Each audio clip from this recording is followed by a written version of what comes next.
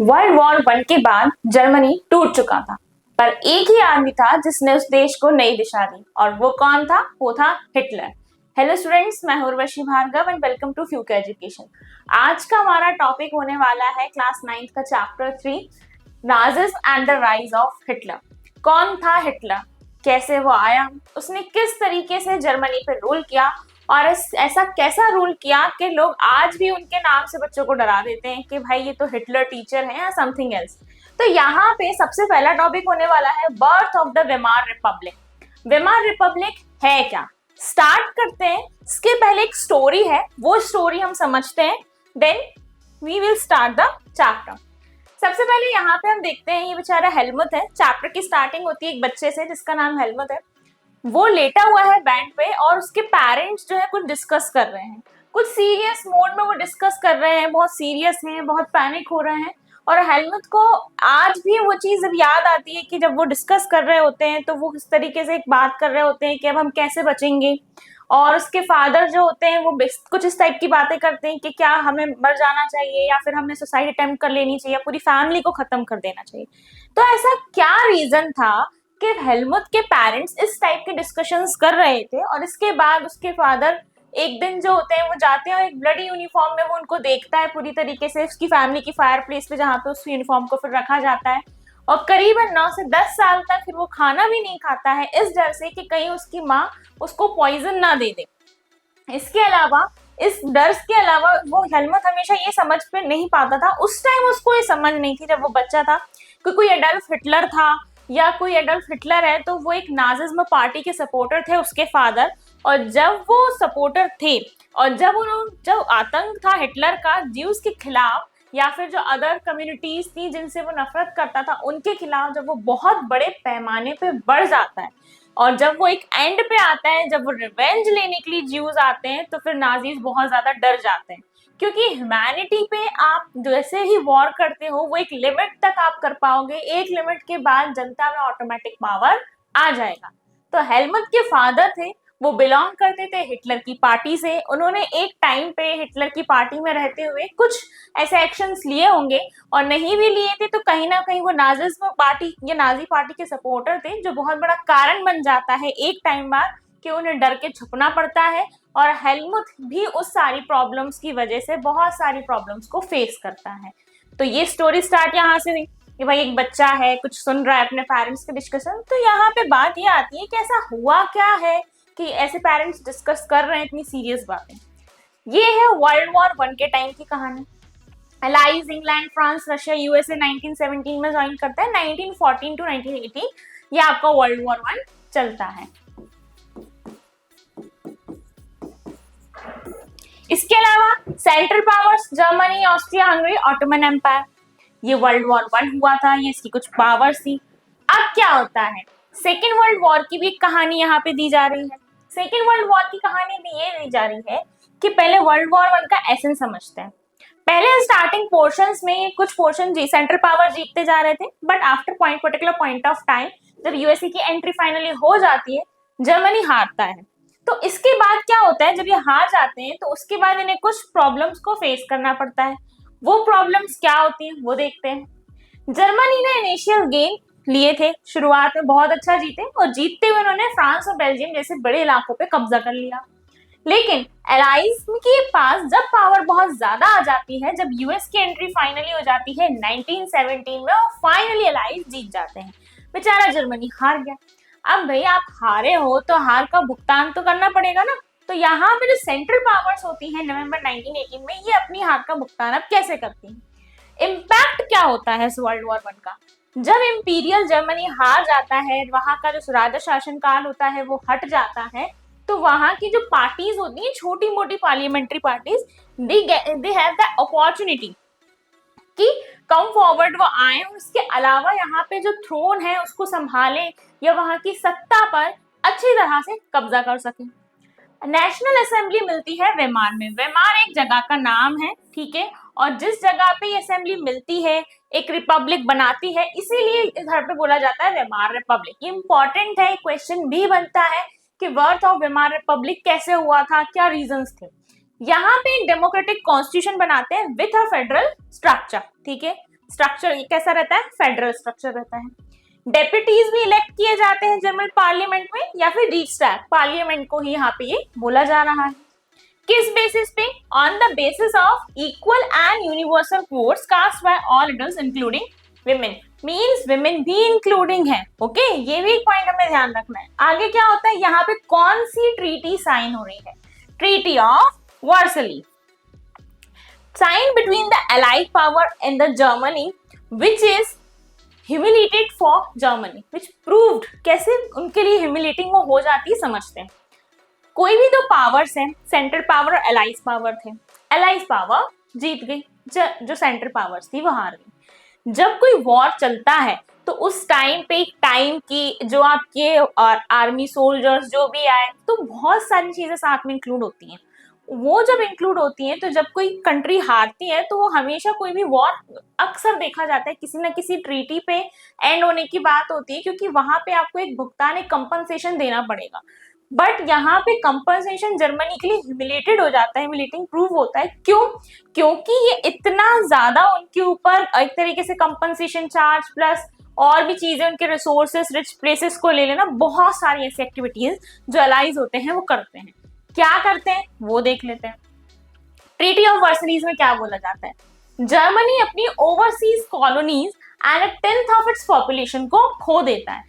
मतलब कि overseas colonies में जिसकी पॉपुलेशन होती है वो तो चली ही जाती है, प्लस 13% ऑफ इट्स टेरिटरीज चली जाती हैं, 75% of iron and 26% of its coal to France, Poland and Denmark and Lithuania. आप किसी भी नेशन की जो भी इकोनॉमी होती है वो बेसिकली हम उसका बेस मानते हैं iron steel industry, backbone of a nation जिनको कहा जाता है। आयरन स्टील, यहाँ पे आप नॉर्मल परसेंटेज में देख रहे हो 75% ऑफ आयरन, यानी छोटा मोटा नहीं, बहुत बड़ा अमाउंट ये लोग ऐसे रिसोर्सेस, रिच प्लेसेस को कैप्चर करके बाकी अदर पावरफुल प्लेसेस अपने बीच में बांट लेते हैं। अलाइड आर्मीज जो होती हैं, रिसोर्स रिच प्लेस, ये आपका राइनलैंड है, इसको भी कैप्चर कर लेते हैं। ठीक है, यहाँ पे 1920s में। अब देखो, किसी जगह का लेना अलग बात है, पर हर नेशन में कुछ पर्टिकुलर प्लेसेस होती हैं जो रिसोर्स रिच होती हैं। ठीक है, जैसे स्पेशली हम अगर देखें तो हमारा छोटा नागपुर प्लेट्यू एक रिसोर्स रिच प्लेस है। अगर कोई भी नेशन उस जगह के रिसोर्स रिच प्लेस पर डायरेक्ट अटैक करेगा या उसको अंडर कंट्रोल लेने की कोशिश करता है, तो ये सीधा attack on the economy of a nation prove हो जाता है। यानी कि आपने राइनलैंड तो लिया, अब यहाँ पे जितनी भी इनकम जर्मनी में जा रही थी वो भी क्या होगी, स्टॉप हो जाती है ऑटोमेटिकली। और रिसोर्स की नीड तो हर नेशन की पॉपुलेशन को होती है। नेक्स्ट चीज क्या करते हैं, डीमिलिटराइजेशन ऑफ जर्मनी कर देते हैं। कोई मिलिटराइजेशन ऑफ जर्मनी नहीं रहता है, जर्मनी का खुद का कोई मिलिटराइजेशन नहीं रहता है, जिसकी वजह से रिसोर्सेस गए प्लस पावर भी चली जाती है। Germany was force to pay compensation amounting to 6 billion euro.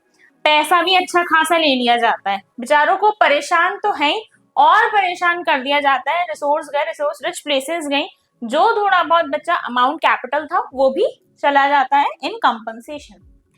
War के इफेक्ट्स और क्या क्या होते हैं, वॉर जो था बहुत डिवास्टेटिंग तरीके से एंड हुआ था और बहुत ही psychologically and financially attacking proof हुआ था, specially for Germany. Infant Weimar Republic carried the burden of war guilt and national humiliation and was financially crippled by being forced to pay for the sins of old empire. क्या होता है ना कि बोलते हैं ना, जो पहले के पूर्वज करके चले जाते हैं उसका भुगतान आगे की जनरेशन को भी भरना पड़ता है। सेम एज यहाँ पे इन्फेंट वेमार रिपब्लिक ने क्या किया, बेचारा रिपब्लिक बना ही था और जैसे ही वो बना उसने क्या फेस किया कि जो पहले के साम्राज्य, पहले के जो राजा लोग लड़ाई करके वॉर में जो भी चीजें खत्म करके चले गए थे, यहाँ पे उनका सेंस ऑफ ओल्ड, यानी उन सारी चीजों का भरपाई इन लोगों को करनी पड़ी। और क्योंकि वेमार रिपब्लिक इतना ज्यादा पुराना ऑर्गेनाइजेशन नहीं हुआ था कि वो स्पेशली वहाँ की टेक्टिक समझ सके, तो यहाँ पे एक वॉर गिल्ट में वो दबता जा रहा था कि वॉर में इतना सारा नुकसान हो गया, जनता परेशान है, कैसे चीजें हैंडल होंगी।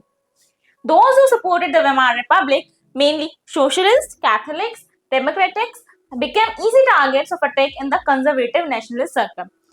यहाँ पे क्या होता है, लोग जैसे हम लोग कॉमन पीपल हैं तो हम क्या बोलते हैं, ये पार्टी काम नहीं कर रही, या फिर यहाँ पे ये जो पर्टिकुलर इंसान है जो लीडिंग अथॉरिटी में, ये अच्छा काम नहीं करवा पा रहा, लेकिन इंटरनल प्रोसेस बहुत लेंदी होती है, ठीक है।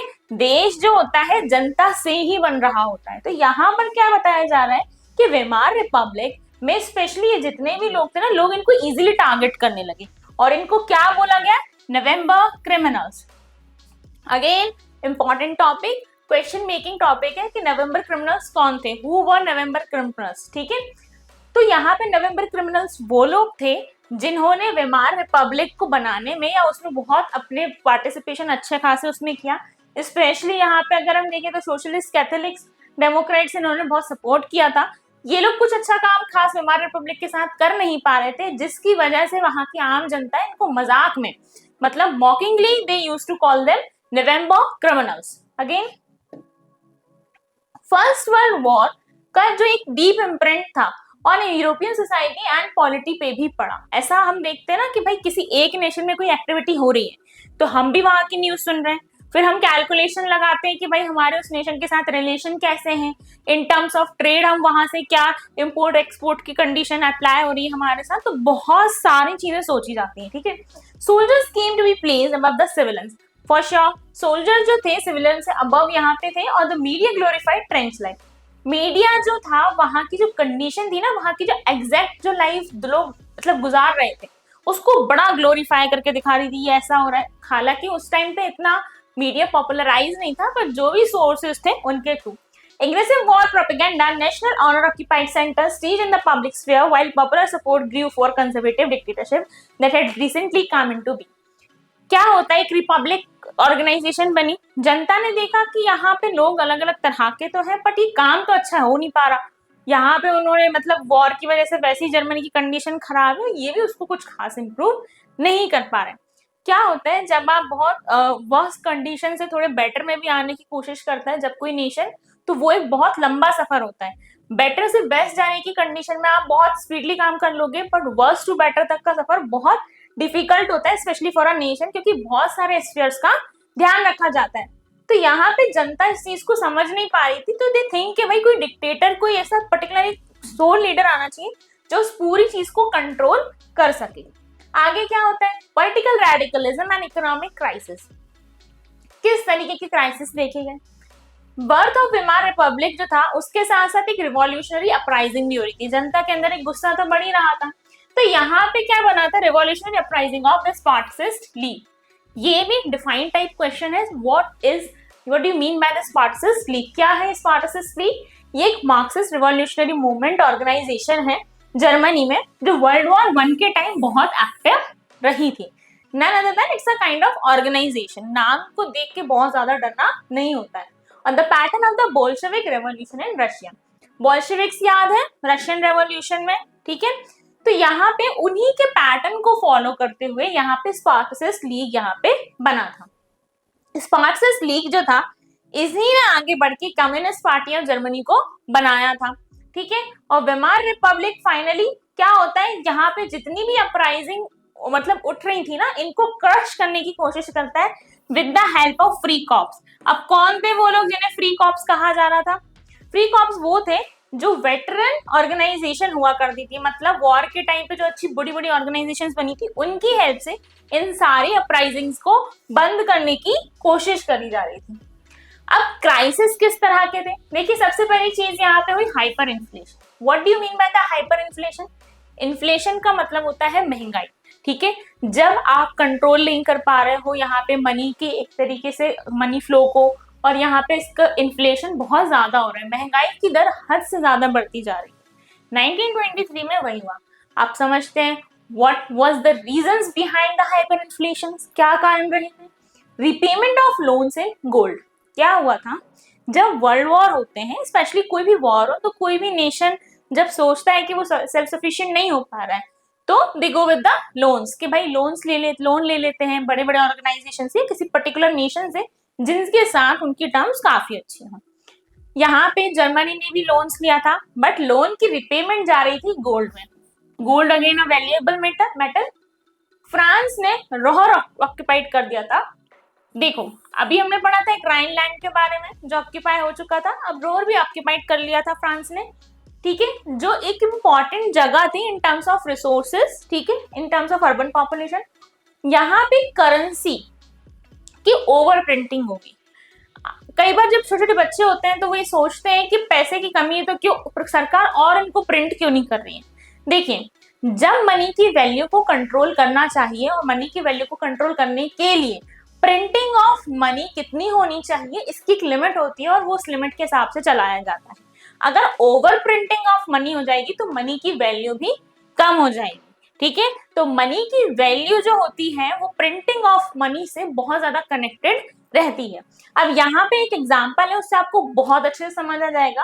अप्रैल में देखो आप, $1 की वैल्यू है 24,000 मार्क्स। मार्क्स टाइप ऑफ मतलब करेंसी का नेम है, जैसे रुपी वैसे यहाँ मार्क्स। लेकिन जुलाई में ही, अप्रैल मई जून जुलाई, 3 मंथ्स, इसकी वैल्यू कितनी हो गई? 3,53,000 मार्क्स। अगेन अगस्त में कितनी वैल्यू हो गई? ये आप डाटा देख पा रहे हो, ठीक है। इतना ज्यादा आप जब इसकी वैल्यू कर दोगे तो प्रिंटिंग जो अमाउंट, जो वैल्यू ऑफ मनी है वो कम हो जाएगी। फिर नोट कैसे छपेंगे? लैक्स छपेंगे, ठीक है। तो यहाँ पे मनी की वैल्यू कम है। अभी हमारे लिए 200 नोट एक नॉर्मल नोट है, 500 उससे बड़ा है, फिर 2000 का आया तो जो चला गया वो बहुत बड़ा एक हमारे लिए अमाउंट हो जाता था इन टर्म्स ऑफ मनी, ठीक है, कि एक बड़ा सबसे बड़ा नोट हमारे 2000 है। बट यहाँ पे आप देख रहे हो लैक्स में बात चली गई। तो जब वैल्यू ऑफ मनी को कंट्रोल करने के लिए, उसको बैलेंस रखने के लिए प्रिंटिंग ऑफ मनी को भी बैलेंस रखना बहुत जरूरी था। तो यहाँ पे इन्फ्लेशन जो आप देख रहे हैं, ये सारी चीजें इकोनॉमिक टर्म है और ये सब इंटर रिलेटेड है। आगे क्या होता है? इवेंचुअली जो अमेरिका होता है वो इंटरवीन करता है, एंट्री लेता है and bailed Germany out of the crisis by introducing the Dawes Plan, which revoked the terms of reparation to ease the financial burden of Germany. यहाँ पे अमेरिकन जो होते हैं वो इंटरवीन करते हैं और जर्मनी की हेल्प करते हैं सारी क्राइसिस से हेल्प करने में। यहाँ पे आपको एक पिक्चर देख रही होगी, ये स्पार्टस लीग की एक रैली की पिक्चर है, okay. The years of depression, अब अमेरिका हेल्प कर रहा है जर्मनी के ऊपर, बहुत सारी उसकी मनी की वैल्यू अनबैलेंस हो गई है। अब क्या हो रहा है? German investment industrial recovery were totally dependent on short term loans largely from USA. Germany की जो अंदर क्राइसिस चल रहे थे स्पेशली फाइनेंशियली, वो उनसे ओवरकम होने की कोशिश कर रहा था। उसके लिए उसने क्या किया था? लोन्स लिए थे, ये भी हम देख चुके थे। कुछ लोन मतलब मेजरली लोन शॉर्ट टर्म ही थे, ज्यादातर यूएसए से लिए थे क्योंकि अमेरिका आया भाई हम हेल्प करते हैं आपकी, है ना। ये सपोर्ट जो थी कब खत्म हो जाती है? जब वॉल स्ट्रीट एक्सचेंज, एक स्टॉक मार्केट है, ये 1929 में क्रैश हो जाता है। आपने सुना होगा 1929 का एक जो ईयर है, बहुत बार सुना होगा कि डिप्रेशन आया था, ग्रेट डिप्रेशन था। तो ये क्या था? This was the start of the great economic depression. देखो क्या होता है, स्पेशली जो बहुत बड़े बड़े नेशन होते हैं, यूएसए हमेशा से तो नहीं, बहुत इनिशियल पॉइंट से तो नहीं, बट हाँ आफ्टर वर्ल्ड वॉर 1 और during from the world war 1 और बिफोर सम टाइम ऑल्सो एक बहुत पावरफुल नेशन रहा है, ठीक है। आप जब और हायर क्लासेस में जाएंगे तो आप पावर ऑफ बाइपोलैरिटी भी पढ़ेंगे, जिसमें यूएसए हमेशा एक लीडिंग रोल में रहा है। यूएसए का जो स्टॉक मार्केट था, वॉल स्ट्रीट एक्सचेंज, वो क्रश हो जाता है, ठीक है। It was crashed in 1929 and that was the time when great economic depression actually started.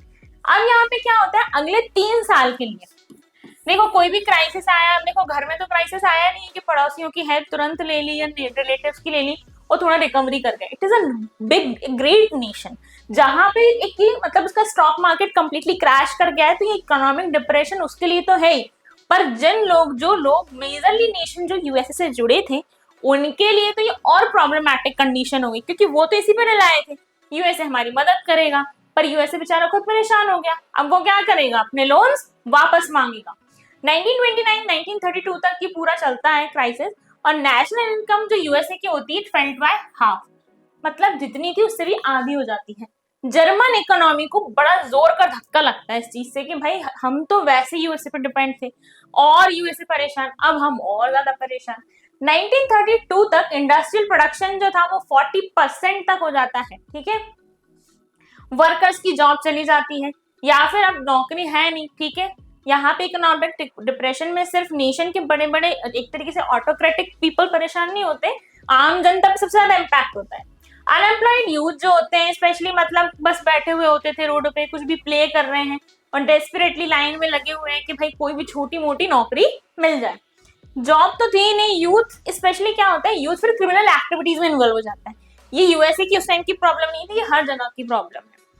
अगर एक वेल एजुकेटेड हो या वेल स्किल्ड इंसान को उस हिसाब से उसको जॉब अपॉर्चुनिटी नहीं मिलेगी, तो जो यूथ होता है बहुत इजीली अपनी वेज डाइवर्ट कर लेता है। इसलिए एग्जैक्ट टाइम पे, सही टाइम पे कुछ गुड अपॉर्चुनिटीज की नीड हर नेशन के यूथ को होती है। तो यहाँ पे भी यही हुआ कि यूथ जो था उनको रिसोर्सेस भी नहीं, ऊपर से एम्प्लॉयमेंट नहीं, खाने की दिक्कतें, बहुत सारी चीजें, सिंपली फ्री बैठे हुए हैं।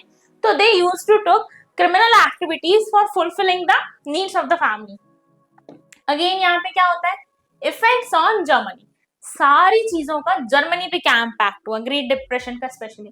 जर्मनी ने यूएसए से लार्जली शॉर्ट टर्म लोन्स ले रखे थे। अब इंडस्ट्रियल प्रोडक्शन खत्म हो गया, पैसा आना तो है नहीं हुई, अब लौटाना पड़ेगा ना यूएसए को।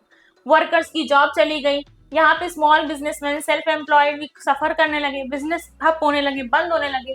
ये जो सेक्शन ऑफ सोसाइटी था, ये कंप्लीटली प्रोलेटेरियनाइजेशन, ठीक है, ये टर्म है, फिल्ड विद द प्रोलेटेरियनाइजेशन। इसका मतलब क्या होता है ये हमें पता करना है। To become impoverish to the level of working class.